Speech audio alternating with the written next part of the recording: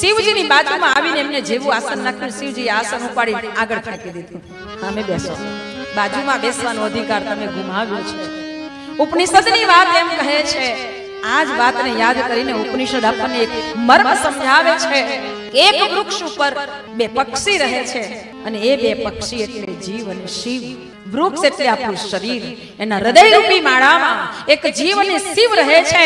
જીવ જ્યારે શિવની સાથે કપટ કરે છે ને, ત્યારે જીવ એ શિવથી અલગ થઈ જાય છે, શિવ એ જીવથી અલગ થાય છે.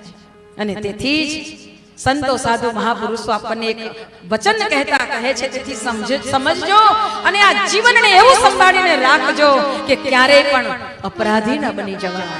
ભગવાનથી ક્યારેય આપણે કોઈ ગુનેગાર ન બનીએ એ માટે પ્રયત્ન કરજો. કપટ ઉપર કપટ, આપણે તો માનવ કાળા માથાનો માનવી કેટલા પડ લગાવી દીધા જગતમાં આવીને. કેટલા કપટ, અહીંયા જૂઠું, પેલે જૂઠું, પેલે જૂઠું, પેલે જૂઠું, પોતે જૂઠું કરીને નીકળે ને પછી બીજાને ગુનેગાર ઠેરાવે કે આ આવો છે, આ તો તેવો છે, આ તો ફલાણો છે, આ તો આવો નકામો છે. આપણે કેવા છીએ અંદરથી જાણો, અંદરથી સમજો તો જ મજા આવે.